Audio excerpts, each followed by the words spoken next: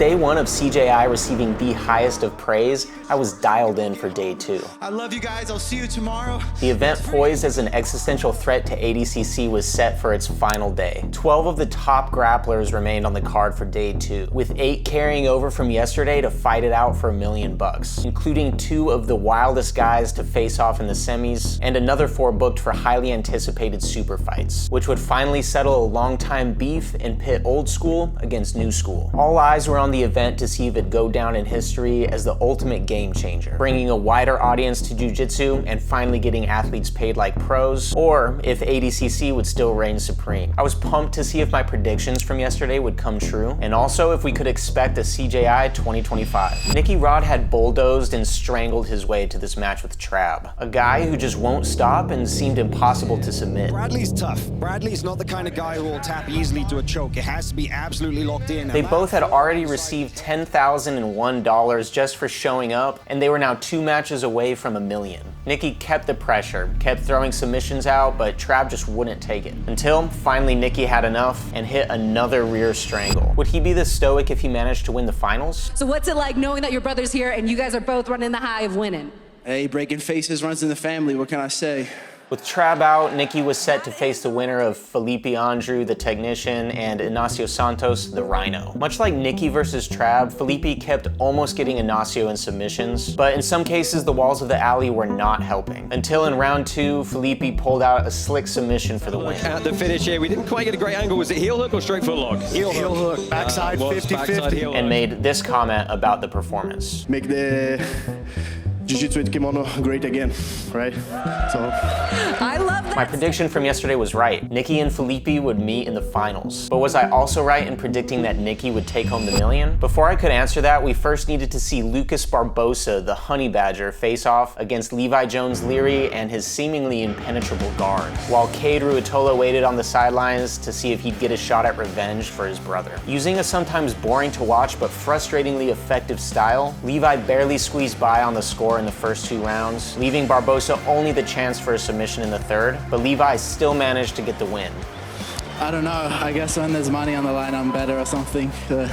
Levi was in the finals, but for Kade to get his shot at revenge, he'd first need to make it through another equally wild opponent, Andrew Tackett. And speaking of intriguing matchups, Ffion, the new school BJJ powerhouse, was set to face the older school MMA fighter Mackenzie Dern in the first super fight of the night. Ffion, as predicted, dominated the entire match, ending spectacularly by submission. The standing headed arm. Look at Mackenzie still fighting. Let's see what Davies can get working off the top now. Fion's on the arm. And then she's dropping in, rolls Dern over. Trying to get the extension, she can't quite find the angle, locks up the triangle as well. Mackenzie's still alive for now. If that arm goes in behind. She gets the tap, Ffion Davies submits Mackenzie Dern in the second. And then she had this to say in her post-match remarks. No, it's amazing, and I really think we need a women's division in this. It's an amazing show. I'm really happy to be here, but the women are being left out time and time again. It's time for that to end, and I think we should bring a women's division next time. Well, that's if another CJI even happens, right? With one super fight down, it was now time to squash the beef between Craig and Gabi. Yeah, you mentioned intergenerational. We're going intergender next with the next super fight. What With Gabi constantly taking shit from Craig, I couldn't tell how much of this was real versus both of them being in on the joke. But maybe we'd find out as they faced off in what I think is the first intergender grappling match of this magnitude. At least Craig was respectful enough to throw on some real grappling shorts. She plays some shorts on. He enters the alley against Gabi Garcia. As I predicted, Craig kept extending the match, playing catch and release with submissions while Renato Laranja hilariously coached him on the sidelines. Do I need to speak Australian for you to listen to me? Who can speak Australian here? Watch the bloody knee line! Craig finally committed to a rear strangle and Gabi tapped. And in a twist of events, the end of the match became very wholesome. So how does it feel now that you finally got it done and you can put this rivalry with Craig in the past? I wanna cry because I see all this.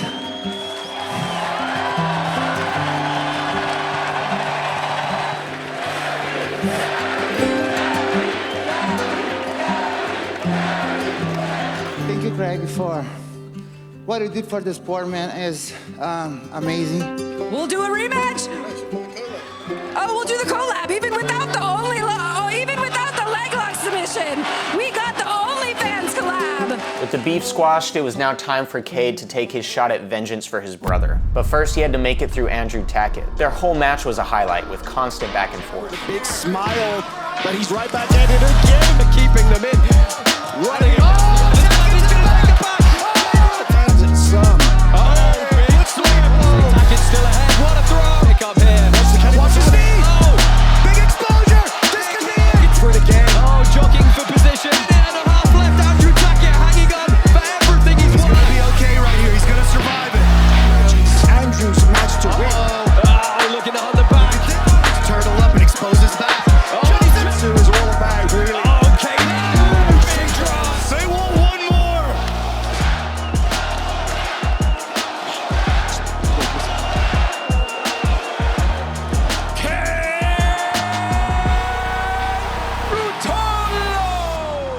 This match will for sure go down in the history books as the most exciting match of the night, if not one of the best grappling matches of all time. That's what jiu-jitsu is all about right there. You know, true technique, unreal scrambles, and good people right there, you know? So hats off to the Tacketts.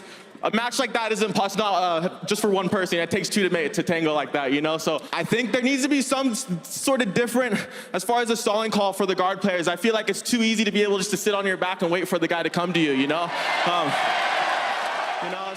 Did he just throw shade at Levi Jones-Leary? What's even crazier here is Kade wasn't even out of breath. Honestly, I didn't want either grappler to lose this match, and it was too bad this wasn't the finals. But now that that was over, it was time to move on to the finals. Nicky Rod versus Fellipe, and Levi Jones-Leary versus Kade Ruotolo. This final was an insane matchup of styles, and it would determine who would go home with the million. Rematch so far. And look at the disdain. Look at the disdain on Kade. Slippy, and he's got to show some respect. The pacing that Kade's approaching this with. We know that Levi's going to come out with this approach, and look at this sweep. Triangle locks this one up quick.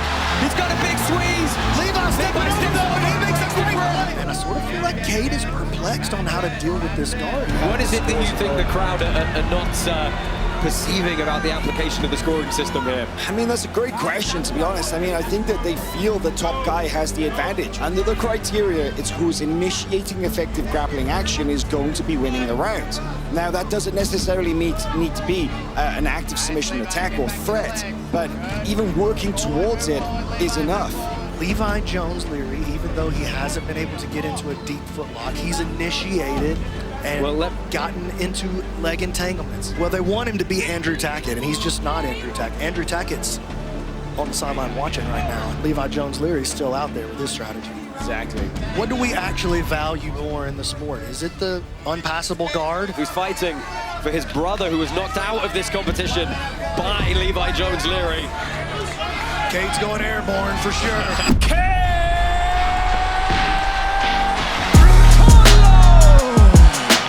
Right there with the $1 million. I mean, come on, I'm rich. No, I get it. Well, my prediction was true, and Kade got his revenge. But some saw this match as controversial, with Kade constantly disengaging. I polled y'all, and most of you thought the match was scored fairly, but a lot of you still dissented. If it was a fair call, do you think we just need a rule set change like Kade suggested? Now that we had $1 million winner, we needed to determine who would take home the second $1 million of the night. You ready? Are you ready? Let's fight! Nick Rodriguez, Felipe Andrew. Here we go. This is already sneaking around to the back. And I think we could see a quick finish here. You know, it's not that difficult to transition from one to the other, but a lot of what Nicky Rod does, like we're seeing here, is resting in pace. Big roll through, trying to take the back here. He's got hooks, and if he gets a bite on the neck at all, this could be it. Nick Rodriguez with the big strike for $1 million. And with that, Nicky Rod had rear naked choked his way to $1 million. I want a bet match. Mr. Gordon Ryan.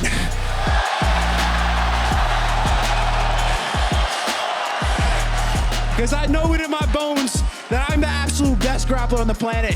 So let's do this, Bubba. My 1 million versus your 1 million. Winner take all bet match.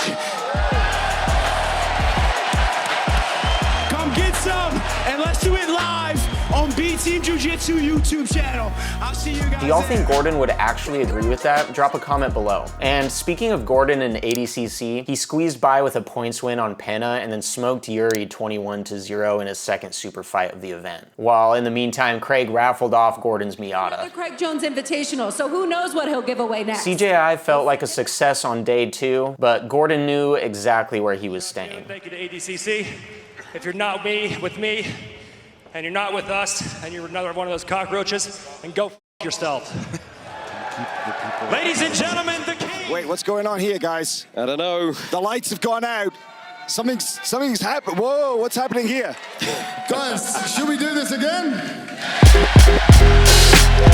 And with that, it looks like we will have another CJI. I can't help but wonder though, will ADCC become a sideshow that slowly dies? Or will they amp up their pay and production? And ultimately leave the grappling community with a split between 2 major events, similar to the world of pro wrestling? Drop a comment below, and if you liked this video, don't forget to hit the thumbs up and subscribe. And if you missed it, here's the day 1 recap from Friday. Thanks for watching, catch you in the next one.